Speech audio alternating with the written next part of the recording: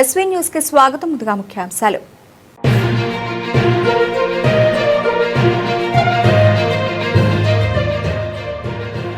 అమెరికాకు భారత్ కీలక భాగస్వామి. అమెరికా విదేశాంగ మంత్రి మార్కో రూబియో వెల్లడి.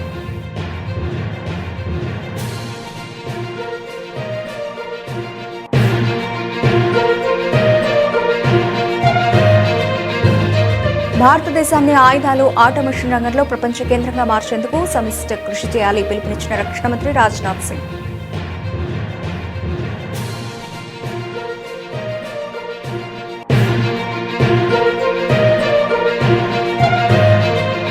అక్రమ గోవధపై కఠిన ఎంసీఓసీఏ చర్యలు తీసుకుంటాం హెచ్చరించిన మహారాష్ట్ర మంత్రి బావంకులే.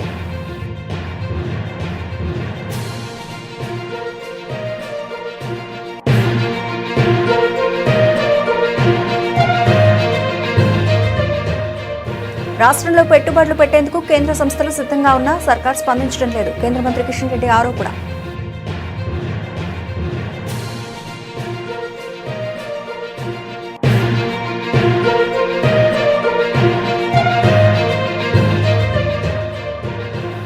గోదావరి పుష్కరాలకు 1000 కోట్ల రూపాయలు తెలంగాణ కేబినెట్ ఆమోదం.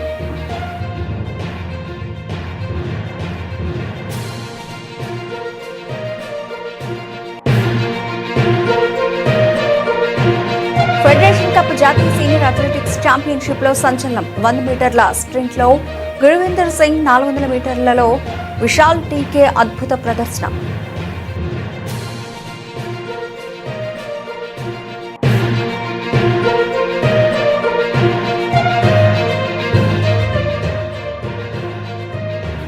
ఐదేళ్లలో 5 లక్షల ఉద్యోగాలు. రాష్ట్ర మంత్రివర్గ సమావేశంలో నిర్ణయాలు వెల్లడించిన మంత్రి పొంగులేటి.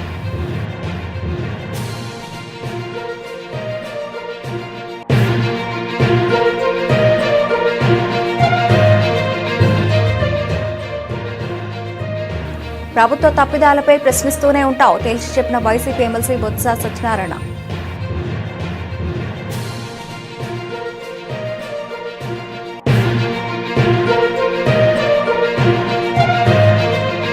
మహారాష్ట్ర నుంచి ప్రాణహిత నది గుండా వేలాది ఆవులను తరలిస్తున్నారు. సంచలన ఆరోపణలు చేసిన సిర్పూర్ ఎమ్మెల్యే పాల్వాయ్ హరీష్ బాబు.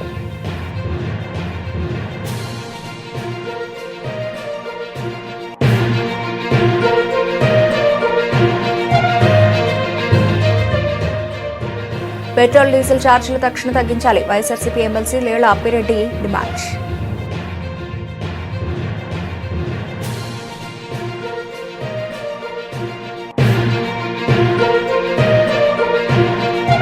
కెప్టెన్ శ్రేయస్ అయ్యర్ అజేయ సెంచరీతో పంజాబ్ ఘన విజయం. ప్లే ఆఫ్ రేసులో తమ ఆశలను సజీవంగా నిలుపుకున్న పంజాబ్ కింగ్స్.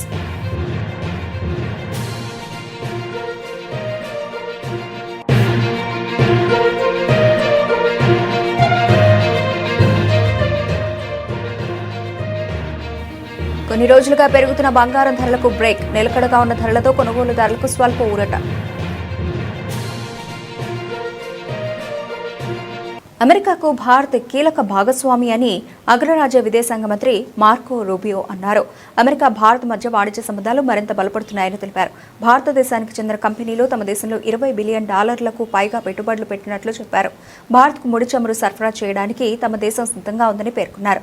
4 రోజుల పర్యటన నిమిత్తం మార్కో రూబియో భారత్కు వచ్చారు. ఢిల్లీలోని సేవా తీర్థలో దాదాపు గంట సేపు ప్రధానమంత్రి నరేంద్ర మోదీతో భేటీ అనంతరం ఆయన మీడియాతో మాట్లాడారు. భద్రతా, వాణిజ్యం, సాంకేతిక రంగాల్లో అమెరికా భారత సహకారాన్ని మరింతగా పెంపొందించే మార్గాలపై ప్రధాని మోదీతో చర్చించినట్లు మార్కో రూబియో తెలిపారు. ప్రధాని మోదీకి ట్రంప్కు మధ్య స్నేహపూర్వక సంబంధాలు ఉన్నాయని అన్నారు. వారిద్దరూ కేవలం తాత్కాలిక ప్రయోజనాల కోసం కాకుండా దీర్ఘకాలిక ప్రయోజనాలపై దృష్టి సారిస్తారని అన్నారు. It's a relationship we deeply care about. It's a relationship that is growing. Literally today, the Secretary opened a brand new building right here. So that is a partnership that we are continuing to grow. We have our Quad meeting. Since I have arrived here a few months ago, we had settled our trade deal. India has joined Pax Silica. Investment is at record levels, and this partnership will continue to grow. And today the Secretary extended an invite to Prime Minister Modi to come visit the White House on behalf of the President. So we have some great things ahead. you. Yeah, it's an honor, and it's great to be here and to see this facility and the embassy and to open a new building that's really going to make us more efficient in terms of the work we do here. And obviously to thank our locally employed staff here as well, which are excellent. And we had a very productive meeting today. We'll have very productive meetings in this visit. India is at the cornerstone of how the United States approaches the Indo-Pacific, and not just through the Quad, but bilaterally. You see that in the $20 billion of Indian companies invested in the United States. You see it in their signing up for Pax Silica, but you also see it in the other opportunities we have to explore between two advanced economies. I know there's a lot of American interest in the corporate side in the United States, highly skilled labor. మహారాష్ట్రలోని షిరిడీలో private రంగ సంస్థ అయిన nib group యొక్క రక్షణ ఉత్పాదక సముదాయాన్ని రక్షణ మంత్రి రాజ్నాథ్ సింగ్ ప్రారంభించారు. ఈ సందర్భంగా ఆయన మాట్లాడుతూ ఈ సముదాయం అధునాతన ఫిరంగి వ్యవస్థలు, క్షిపణి మరియు అంతరిక్ష సాంకేతికతలు, రాకెట్ వ్యవస్థలు, శక్తివంతమైన పదార్థాలు, స్వయం ప్రతిపత్తి గల రక్షణ వేదికలను తయారు చేయాలని లక్ష్యంగా పెట్టుకుందని తెలిపారు. భారతదేశ ప్రైవేటు పరిశ్రమలకు భవిష్యత్తు యుద్ధాల గతిశీలతపై లోతైన అవగాహన ఉంది మరియు దేశానికి అత్యాధునిక వ్యవస్థలు సమకూర్చడానికి అవి అవిశ్రాంతంగా కృషి చేస్తున్నాయని అన్నారు. భారతదేశాన్ని ఆయుధాలు మరియు ఆటోమేషన్ రంగంలో ప్రపంచ కేంద్రంగా మార్చేందుకు భాగస్వాములందరూ సమిష్టి కృషి చేయాలని పిలుపునిచ్చారు. ప్రభుత్వం కీలక సాంకేతికతలు మరియు అధునాతన వ్యవస్థల్లో మేక్ ఇన్ ఇండియాను నిరంతరం ప్రోత్సహిస్తోందని, ఆయుధాలు మరియు స్వయంచాలిత వ్యవస్థల్లో భారతదేశం అగ్రగామిగా నిలిచేందుకు అవసరమైన ప్రతి చర్య తీసుకోవడానికి మేము సిద్ధంగా ఉన్నామని రాజ్నాథ్ సింగ్ స్పష్టం చేశారు. सुरक्षा और स्वाभिमान की एक नई मिसाल पेश की है. मैं यहाँ पर बहुत सारे उदाहरण देकर उसको स्पष्ट नहीं करना चाहता. छत्रपति महाराज शिवाजी महाराज ने नेवी और फोर्स की जो व्यवस्था यहाँ पर खड़ी की थी, वो सिर्फ एक उनकी सैन्य रणनीति नहीं थी, यह उनकी केवल एक मिलिट्री स्ट्रेटजी नहीं थी, बल्कि एक आत्मनिर्भर अर्थव्यवस्था का मॉडल था जो छत्रपति महाराज शिवाजी ने खड़ा किया था.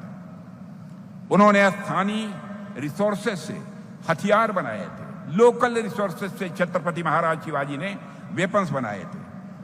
यहाँ के लोकल लोगों को ट्रेंड किया और एक ऐसा साम्राज्य खड़ा किया जो विदेशी ताकतों को चुनौती दे सके. आज शिरडी की इस धरती पर छत्रपति शिवाजी महाराज की ही प्रेरणा से हम एक बार फिर आत्मनिर्भरता यानी सेल्फ रिलायंस का एक किला खड़ा कर रहे हैं.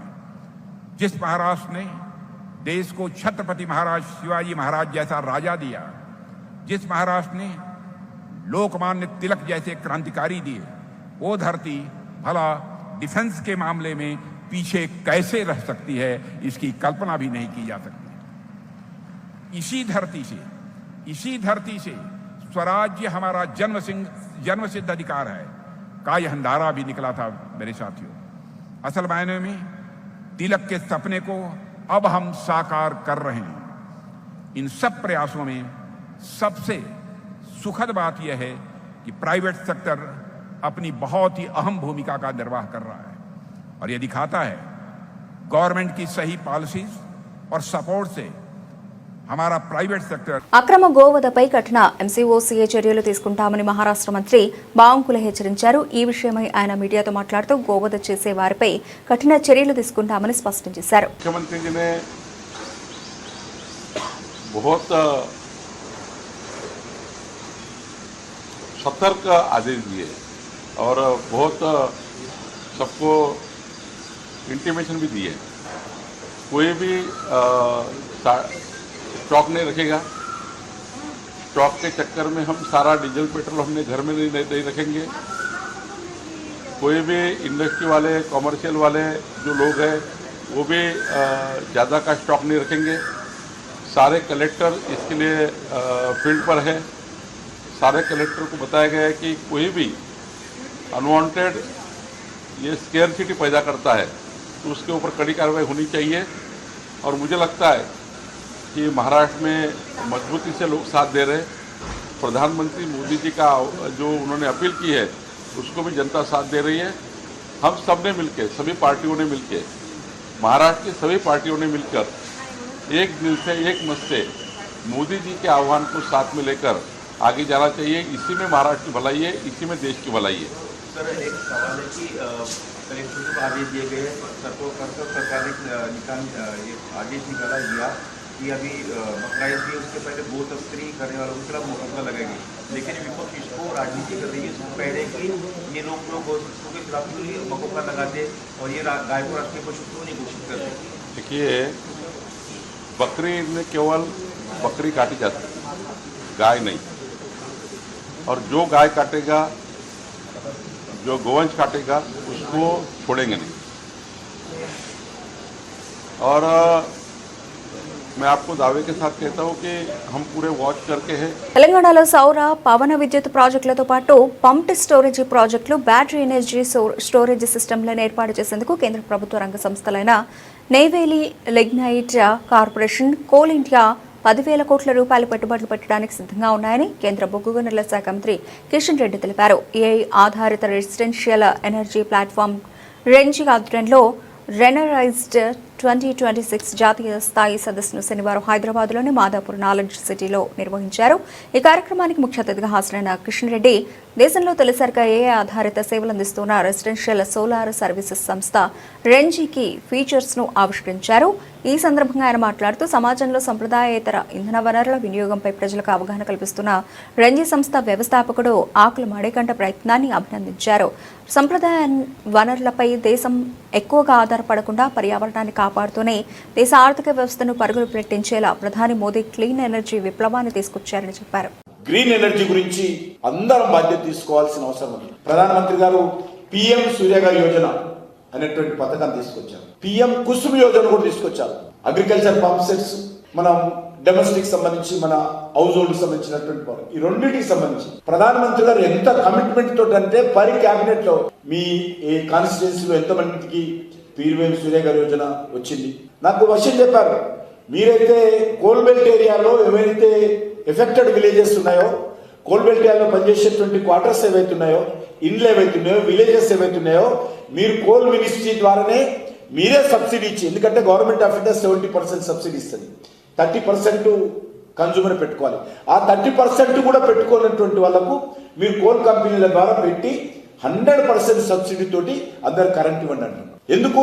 మనము ఈ యొక్క జనరల్ థర్మల్ ఎనర్జీ సేవ్ చేసి సోలార్ ఎనర్జీ మీద మనము యూసేజ్ పెంచుకున్నట్లయితే అది దేశానికి లాభం. అదేవిధంగా ప్రధానమంత్రి ఇంకో మాట చెప్పారు, మీరు ఎంతైతే పవర్ మీరు వాడుకుంటారో, ఒకవేళ మీ ఇంట్లో పవర్ జనరేషన్ పెరిగితే, మీరు పెట్టేటువంటి సోలార్ ప్యానెల్స్ ద్వారా పవర్ పెరిగితే అది గవర్నమెంట్ కొంటుంది, మీకు ఇన్కమ్ వస్తుంది. అది మీకు ఫ్రీ, మీ ఇంటికి ఫ్రీ కరెంటే కాదు, మీరు ఎక్కువ.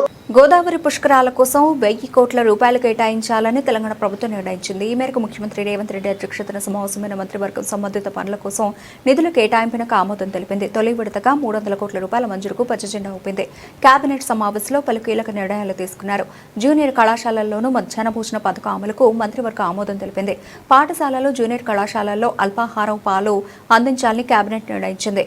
అసోం రైఫిల్స్, బీఎస్ఎఫ్, సిఐఎస్ఎఫ్ సెంటర్ల ఏర్పాటుకు కరీంనగర్ జిల్లాను ఎంపిక చేసింది. కే సముద్రం ఫైర్ స్టేషన్కు 18 పోస్టుల మంజూరుకు అంగీకారం తెలిపింది. ఫెడరేషన్ కప్ జాతీయ సీనియర్ అథ్లెటిక్స్ ఛాంపియన్షిప్ 100 మీటర్ల స్ప్రింట్లో గురువిందర్ సింగ్, 400 మీటర్లలో విశాల్ టీకే సంచలన ప్రదర్శనతో భళా అనిపించారు. 100 మీటర్ల పరుగులో తొలి రోజు గురువిందర్ సింగ్, అనిమేష్ కుజర్ పోటీపడి ఒకరి రికార్డు మరొకరు బదులు కొట్టిన నేపథ్యంలో ఫైనల్ హోరాహోరీగా సాగుతుందని భావించారు. కానీ 25 ఏళ్ల గురువిందర్ సింగ్ 10.09 సెంటీమీటర్లలోనే గమ్యం చేరి చరిత్ర సృష్టించాడు. దాంతో సెమీఫైనల్లో 10.15 సెకండ్లలో అనిమేష్ కుజర్ నమోదు చేసిన గత జాతీయ రికార్డు తుడిచిపెట్టుకుపోయింది. ఇంకా 10.10 సెకండ్లలోపే రేస్ను పూర్తి చేసిన తొలి భారత అథ్లెట్గా గురువిందర్ రికార్డు నెలకొల్పాడు. గురువిందర్ తాజా టైమింగ్ ఆసియాలో రెండో అత్యుత్తమం. అనిమేష్, ప్రణవ్ గౌరవ్ 2-3 స్థానాల్లో నిలిచారు. ఈ ప్రదర్శనతో కామన్వెల్త్ క్రీడల టైమింగ్ 10.16 సెకండ్లుగా కూడా గురువిందర్ అధిగమించాడు. వచ్చే 5 ఏళ్లలో రాష్ట్రంలో కొత్తగా 5 లక్షల ఉద్యోగాలు సృష్టించాలని ప్రభుత్వం నిర్ణయించింది. Life sciences, pharma, Biotech, medical innovation వంటి రంగాల్లో 2.4 లక్షల కోట్ల రూపాయల పెట్టుబడులను ఆకర్షించాలని లక్ష్యంగా పెట్టుకుంది. ఇంద్రమ్మ ఇళ్ల పథకం 2వ విడత కింద 2.50 లక్షల ఇళ్లను మంజూరు చేయాలని నిర్ణయించింది. రాష్ట్ర కేబినెట్ సమావేశం సీఎం రేవంత్ రెడ్డి అధ్యక్షతన సచివాలయంలో జరిగింది. ఈ సమావేశంలో పలు అంశాలపై చర్చించి నిర్ణయాలు తీసుకున్నారు. సమావేశ నిర్ణయాలు మంత్రులు వాకిడి శ్రీహరి, అడ్లూరి లక్ష్మణ్ కుమార్లతో కలిసి మంత్రి పొంగులేటి శ్రీనివాసరెడ్డి మీడియా సమావేశంలో వెల్లడించారు. 2030 నాటికి తెలంగాణను ప్రపంచంలోని టాప్ 5 లైఫ్ సైన్సెస్ హబ్లలో ఒకటిగా నిలబెట్టాలన్నది రాష్ట్ర ప్రభుత్వ సంకల్పమని మంత్రి చెప్పారు. అందులో భాగంగానే next generation life sciences policy 2026-30కి మంత్రివర్గం ఆమోదం తెలిపిందని వెల్లడించారు. ఈ ప్రజాప్రభుత్వం వచ్చిన తర్వాత ఈ రోజు జరిగిన కేబినెట్ 33వ కేబినెట్ సమావేశం సుదీర్ఘంగా గౌరవ ముఖ్యమంత్రి రేవంత్ రెడ్డి గారి అధ్యక్షతన పలు అంశాల మీద నిర్ణయాలు తీసుకోవటం జరిగింది. ప్రధానంగా ఇందిరమ్మ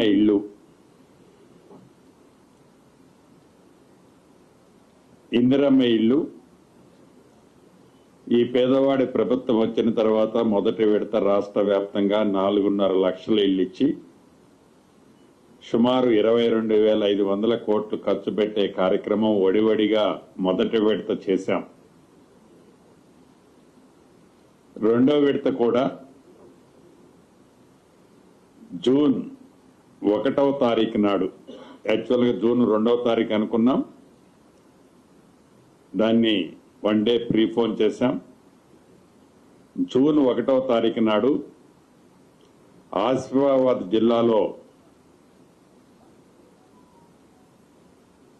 సిరిపుర్ కాగజ్ నగర్ దగ్గర గౌరవ ముఖ్యమంత్రి గారు చేతుల మీదుగా సహచర మంత్రివర్యులు మిగతా ప్రజాప్రతినిధులందరి సమక్షంలో రెండవ విడత 2.5 లక్షల ఇల్లు లాంఛనంగా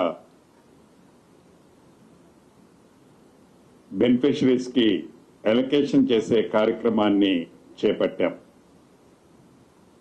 దీంట్లో భాగంగా ప్రతి నియోజకవర్గానికి చంద్రబాబు అధికారంలోకి వచ్చి 2 ఏళ్లు అవుతోన్నా చెప్పుకోవడానికి ఏమీ లేక ఊకదంపుడు ఉపన్యాసాలతో కాలం గడిపేస్తున్నారని ఇవాళ పూతలపట్టులో జరిగిన సభలో ఆయన మాటలే ఇందుకు నిదర్శనమని శాసనమండలిలో విపక్ష నేత బొత్స సత్యనారాయణ ఆక్షేపించారు. విశాఖలోని తన క్యాంపు కార్యాలయంలో పార్టీ నేతలు గుడివాడ అమర్నాథ్, కరణం ధర్మశ్రీ, కేకే రాజుతో కలిసి బొత్స సత్యనారాయణ ప్రెస్ మీట్ నిర్వహించారు. ఈ సందర్భంగా ఆయన చంద్రబాబు 2 ఏళ్ల పాలనలో చోటు చేసుకున్న అరాచకాలను ఒక్కొక్కటిగా వివరించారు. విశాఖపట్నానికి తలమానికి, ఆంధ్ర రాష్ట్రానికి తలమానికి ఆంధ్ర యూనివర్సిటీని గీతం యూనివర్సిటీకి వచ్చి అనుసంధానం చేసి దాని అంటే అనకూడదు కానీ, భాషను వాడకూడదు కానీ లిటరల్గా దాన్ని తాకట్టు పెట్టినట్టు దానికోసం ప్రయత్నాలు చేస్తూ కార్యక్రమాలు చేస్తున్నారు.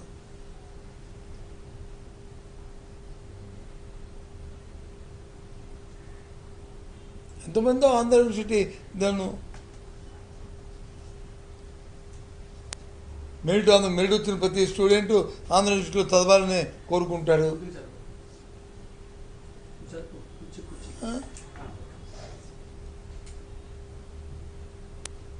ఈ రకంగా ప్రాంతాల్లో ఉన్న ఆ కార్యక్రమం ఎక్కడైనా సరే ప్రభుత్వ పెద్దలకు కానీ వాళ్ళ తాపేదారులకు కానీ ఏదైనా ఒక ఉంటే ప్రభుత్వంలో ఉన్న అసమయత ఆ అంశం మాత్రం నీరుగార్చడమే.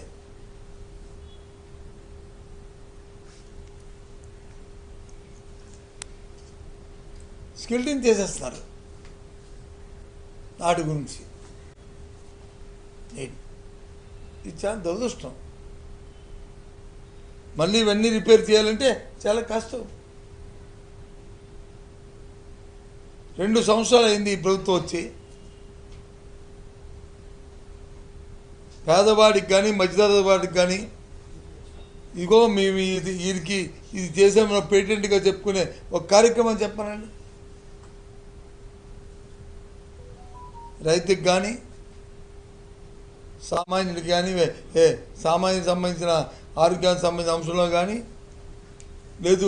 మహారాష్ట్ర నుంచి ప్రాణహిత నది గుండా వేలాది ఆవులను తరలిస్తున్నారంటూ సిర్పూర్ శాసనసభ్యులు పాల్వాయి హరీష్ బాబు సంచలన ఆరోపణలు చేశారు. కౌటాల వారసంతా 20 రోజులుగా కొనసాగుతోందని, ప్రభుత్వ యంత్రాంగం మహారాష్ట్ర నుంచి హైదరాబాద్కు పశువులను తరలించడానికి ఒక గ్రీన్ ఛానల్ లాగా పనిచేస్తోందని విమర్శించారు. ఈ దారుణమైన అక్రమ వ్యాపారాన్ని ప్రోత్సహిస్తున్న ఘనత కాంగ్రెస్ ప్రభుత్వానిదే అని మండిపడ్డారు. బీజేపీ ప్రభుత్వం వచ్చిన చోట గోవధ నిషేధ చట్టం పటిష్టంగా అమలు చేస్తూ ఉంటే ఇక్కడ మాత్రం సాక్షాత్తు రాష్ట్ర ప్రభుత్వం ఈ అక్రమ రవాణాను ప్రోత్సహించడం సిగ్గుచేటు అని ధ్వజమెత్తారు. మహారాష్ట్ర ఛత్తీస్గఢ్ నుంచి మాకు పక్కనే ప్రాణహిత నది ఉంటుంది. ఇట్లా ప్రాణహిత నది గుండా రోజు ఇవాళ కూడా 1000 పశువుల్ని ఆ ప్రాణహిత నదిని దాటించి పక్కనే కౌటాల మండల కేంద్రం ఉంటుంది. అక్కడ వారసంతా ఉంటుంది. వారసంతా వారానికి ఒక రోజు నడవాలి.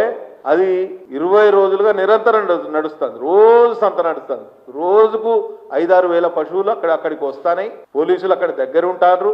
అక్కడ పోయి అక్కడ మన వెటర్నరీ అసిస్టెంట్ సర్జన్ ప్రభుత్వ అధికారులే అక్కడ డెప్యుటేషన్ చేశారు. ఎవరిని? వెటర్నరీ అసిస్టెంట్ సర్జన్ సర్టిఫికేట్ ఇవ్వాలి కాబట్టి వెటర్నరీ డాక్టర్లను అక్కడ ఉంచారు. నిరంతరం పొద్దున 6 గంటల నుంచి రాత్రి వరకు మీరంతా certificate. Actual animal transportation rules ప్రకారం ఒక డాక్టర్ 90 సర్టిఫికేట్ల కన్నా ఎక్కువ ఇవ్వలేడు. కానీ 90 కాదు 300-400 సర్టిఫికేట్లు ఒక్కొక్క డాక్టర్. మా దగ్గరనైతే కలెక్టర్ గారు డిస్ట్రిక్ట్ వెటర్నరీ ఆఫీసరే ఆర్డర్స్ ఇచ్చాడు. కౌటాల షాండీలో డాక్టర్ బి రాకేష్ ఆయన వెటర్నరీ అసిస్టెంట్ సర్జన్ పెంచకల్పేట ఉంటే ఆయన అక్కడ డెప్యుటేషన్ మీద వేశారు. చిర్రకుంటలో ఉన్న మురళీకృష్ణన్ తీసుకుపోయి కౌటాలలో వేశారు. మా దగ్గర ఇంకొకటి గోయగావ్ అని వాంకిడి సరిహద్దులో ఆసిఫాబాద్ నియోజకవర్గంలో ఒక షాండీ సంత ఉంటది. అక్కడ ఒక డాక్టర్ అంటే ప్రభుత్వమే ఫెసిలిటేట్ చేస్తుంది. ఇంత దారుణం అంటే ఇంత గలీజ్ కథలకు ఈ ప్రభుత్వం పడుతుందని మనం ఊహించలేదు. కానీ ఇవాళ అట్లా వ్యవస్థ తయారైతుంది. పశువులు ఇవాటి పొద్దున ఫోటో ఇది. ఎన్ని వేల పశువులు అక్కడ నది దాటిస్తున్నారు. ఆ వెహికల్స్ పిలిపించి ఆర్డర్గా వాటికి పార్కింగ్ స్థలం చూస్తూ అందులో ఎక్కి. పెరిగిన పెట్రోల్ డీజిల్ ఛార్జీలతో రైతులు, ఆటో కార్మికులు, ఆక్వా రంగం తీవ్రంగా ఇబ్బంది పడుతోందని ఎన్నికలకు ముందు హామీ ఇచ్చినట్టుగా పెంచిన ఛార్జీలు తక్షణం తగ్గించాలని ఎమ్మెల్సీ లేళ్ల ఆపిరెడ్డి డిమాండ్ చేశారు. పెరిగిన ఛార్జీల కారణంగా రాష్ట్ర ప్రజలపై ఏటా దాదాపు 3,400 కోట్ల రూపాయల భారం పడుతోందని, నిత్యావసర సరుకుల ధరలు ఆకాశాన్నంటే సామాన్యుడు పడుతున్న అవస్థలను ప్రభుత్వం గుర్తించాలని కోరారు. ఓటేసి గెలిపించిన ప్రజలకు మేలు చేయాలన్న దృక్పథం చంద్రబాబులో కనిపించడం లేదని, గెలిచి అధికారంలోకి వచ్చాక మోసం చేయాలన్న ఆలోచనతోనే అలవికాని హామీలు ఎన్నికల్లో గుప్పించారని ఆరోపించారు. ఈ 2 సంవత్సరాల కాలంలో ఈ రాష్ట్ర ప్రభుత్వం ఘోరంగా వైఫల్యం చెందినటువంటి అనేక అంశాలకు సంబంధించి 25 సార్లు మీడియా సమావేశాలను పెట్టి ప్రభుత్వానికి వందల ప్రశ్నలు సంధించారు. అనేకమైనటువంటి అంశాలని లేవనెత్తారు. కానీ మా నాయకుడు సంధించినటువంటి ప్రశ్నలకు కానీ లేవనెత్తినటువంటి అంశాలకు సంబంధించి కానీ ఈ ప్రభుత్వం ఏనాడు కూడా వాటికి సంబంధించి లేవనెత్తినటువంటి ప్రశ్నలు తప్పనో ఆరోపణలు తప్పనో అనే మాట కూడా చెప్పలేనటువంటి దౌర్భాగ్యమైనటువంటి పరిస్థితుల్లో ఈ ప్రభుత్వం కొనారిల్లుతున్నటువంటి పరిస్థితులు వాళ్ళు చూస్తా ఉన్నాం. జగన్మోహన్ రెడ్డి గారి పైన దాడి, వ్యక్తిత్వ హననానికి పాల్పడుతున్నటువంటి పరిస్థితులు. మా నాయకుడు ప్రెస్ కాన్ఫరెన్స్ పెడితే నిజంగా ఎక్కడి నుంచి పుట్టుకొస్తారో తెలియదు. 10 డజన్ మంది మంత్రులు మాట్లాడతారు. ఆ డజన్ మంది మంత్రులు మాట్లాడే ప్రతి మాట, ముఖ్యమంత్రి గారితో సహా మాట్లాడే మాట వ్యక్తిగతంగా జగన్మోహన్ రెడ్డి గారిని టార్గెట్ చేసి మాట్లాడుతున్నటువంటి మాటలు. ఇవాళ రాష్ట్రంలో ప్రజలు అడుగుతూ ఉన్నారయ్యా, ఏంటి మీ భాష, మీరు మాట్లాడే భాష ఏంటని అడుగుతూ ఉన్నారు. పక్కన ఉన్నటువంటి రాష్ట్రాలను చూడండి. తమిళనాడు చూసినా ముఖ్యమంత్రిగా ఉన్నటువంటి వ్యక్తి ఏ విధంగా ప్రతిపక్షాలను గౌరవిస్తా ఉన్నారు. ఐపీఎల్ 2026 సీజన్లో పంజాబ్ కింగ్స్ తమ ప్లే ఆఫ్స్ ఆశలను సజీవంగా నిలుపుకుంది. తప్పక గెలవాల్సిన మ్యాచ్లో కెప్టెన్ శ్రేయస్ అయ్యర్ 51 బంతుల్లో 101 నాట్అవుట్, 11 4లు, 5 సిక్సర్లు, వీరోచిత సెంచరీతో ముందుండి నడిపించాడు. లక్నోలోని ఐగానా క్రికెట్ స్టేడియంలో శనివారం జరిగిన ఈ మ్యాచ్లో పంజాబ్ కింగ్స్ 7 వికెట్ల తేడాతో లక్నో సూపర్ జైంట్స్ పై ఘన విజయం సాధించింది. 197 పరుగుల టార్గెట్ను మరో 2 ఓవర్లో మిగిలుండగానే ఛేదించింది. 18 ఓవర్లలో 3 వికెట్లకు 200 పరుగులు చేసి విజయ్ భేరి మోగించింది. అయ్యర్ తన తొలి ఐపీఎల్ సెంచరీని నమోదు చేయడంతో పాటు జట్టుకు మరపురాని విజయాన్ని అందించాడు. 197 పరుగుల భారీ లక్ష్యంతో బరిలోకి దిగిన పంజాబ్ కింగ్స్ కు ఆరంభంలోనే గట్టి ఎదురుదెబ్బ తగిలింది. ఈ క్లిష్ట సమయంలో క్రీజ్లోకి వచ్చిన కెప్టెన్ శ్రేయస్ అయ్యర్ ప్రభ్సిమ్రాన్ సింగ్తో కలిసి ఇన్నింగ్స్ను చక్కదిద్దాడు. గేర్లు మార్చి దూకుడుగా ఆడిన అతను మహమ్మద్ షమీ వేసిన ఓవర్లో 3 సిక్సర్లు బాది మ్యాచ్ను లాగేశాడు. చివరికి మరో భారీ సిక్సర్తో మ్యాచ్ను ముగించడమే కాకుండా తన కెరీర్లో తొలి ఐపీఎల్ సెంచరీని స్టైల్గా పూర్తి చేసుకున్నాడు. అంతకుముందు టాస్ ఓడి తొలుత బ్యాటింగ్ చేసిన లక్నో సూపర్ జైంట్స్ నిర్ణీత 20 ఓవర్లలో 6 వికెట్ల నష్టానికి 196 పరుగులు చేసింది. జాష్ ఇంగ్లీష్ అలాగే ఆయుష్ బదోని రాణించడంతో లక్నో పోరాడగలిగే స్కోరును సాధించింది. అయితే కేవలం 5 రెగ్యులర్ బౌలర్లతో బరిలోకి దిగిన లక్నో బౌలింగ్లో వైఫల్యం చెంది ఈ స్కోరును కాపాడుకోలేకపోయింది. గత కొన్ని రోజులుగా పెరుగుతూ వచ్చిన బంగారం ధరలు ప్రస్తుతం స్థిరంగా కొనసాగుతున్నాయి. దీంతో పసిడి కొనుగోలు చేయాలనుకునే వారికి కాస్త ఊరట లభించినట్లయింది. అంతర్జాతీయంగా నెలకొన్న భౌగోళిక రాజకీయ అనిశ్చితి కారణంగా బంగారం ధరల్లో హెచ్చుతగ్గులు నమోదవుతున్నాయి. ఆదివారం కూడా బంగారం వెండి ధరలు నిలకడగా ఉన్నాయి. గుడ్ రిటర్న్స్ వెబ్సైట్ ప్రకారం ఆదివారం ఉదయం నాటికి హైదరాబాద్, విజయవాడ మార్కెట్లలో 24 క్యారెట్ల 10 గ్రాముల బంగారం ధర 1,59,060 వద్ద స్థిరంగా ఉంది. అదేవిధంగా 22 క్యారెట్ల ఆభరణాల బంగారం 10 గ్రాముల ధర 1,45,800 కొనసాగుతోంది.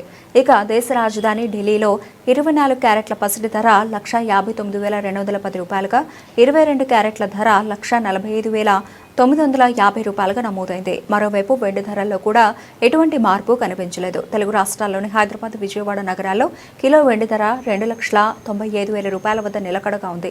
ఢిల్లీ, బెంగళూరులో కిలో వెండి ధర 2,85,000 ఉండగా చెన్నైలో 2,95,000 కొనసాగుతోంది. అంతర్జాతీయ మార్కెట్లలోని పరిణామాలను బట్టి భవిష్యత్తులో ఈ ధరలు మారే అవకాశం ఉందని నిపుణులు విశ్లేషిస్తున్నారు. బులెటిన్ ముగించే ముందు ముఖ్యాంశాలు మరోసారి.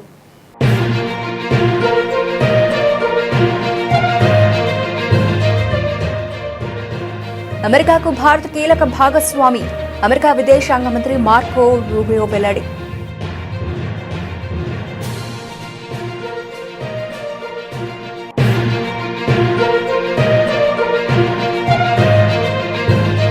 భారతదేశాన్ని ఆయుధాలు, ఆటోమేషన్ రంగంలో ప్రపంచ కేంద్రంగా మార్చేందుకు సమిష్టి కృషి చేయాలి పిలుపునిచ్చిన రక్షణ మంత్రి రాజ్నాథ్ సింగ్.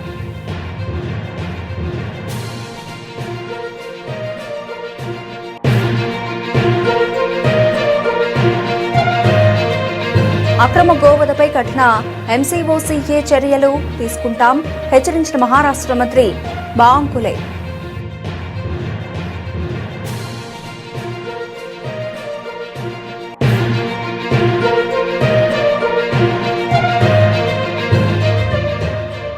రాష్ట్రంలో పెట్టుబడులు పెట్టేందుకు కేంద్ర సంస్థలు సిద్ధంగా ఉన్నా సర్కార్ స్పందించడం లేదు. కేంద్ర మంత్రి కిషన్ రెడ్డి ఆరోపణ.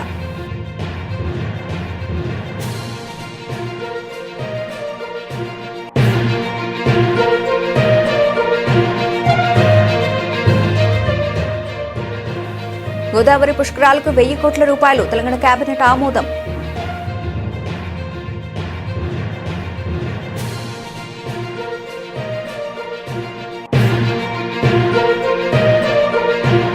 ఫెడరేషన్ కప్ జాతీయ సీనియర్ అథ్లెటిక్స్ ఛాంపియన్షిప్ లో సంచలనం. 100 మీటర్ల స్ప్రింట్ లో గురువిందర్ సింగ్, 400 మీటర్లలో విశాల్ టీకే అద్భుత ప్రదర్శన.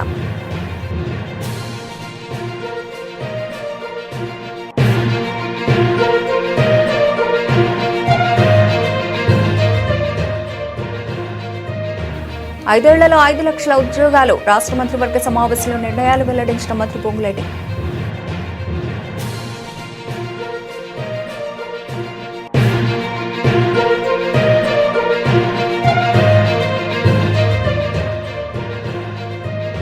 ప్రభుత్వ తప్పిదాలపై ప్రశ్నిస్తూనే ఉంటావు తేల్చి చెప్పిన YCP MLC Botsa Satyanarayana.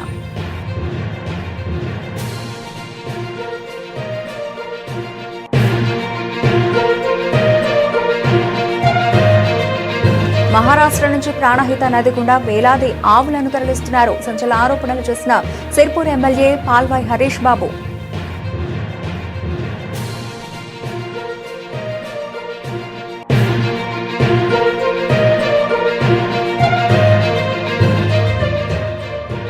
Petrol, diesel ఛార్జీలు తక్షణ తగ్గించాలి. YSRCP MLC Lella Appireddy demand.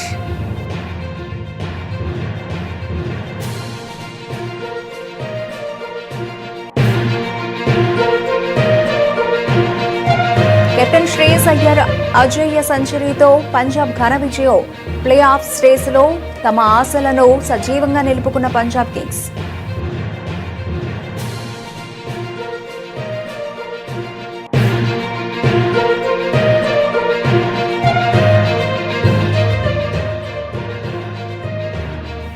కొన్ని రోజులుగా పెరుగుతున్న బంగారం ధరలకు బ్రేక్. నిలకడగా ఉన్న ధరలతో కొనుగోలుదారులకు స్వల్ప ఊరట. ఇవి ఇప్పటివరకు నబుల్చిన అప్డేట్స్. మరిన్ని అప్డేట్స్తో మళ్ళీ కలుద్దాం.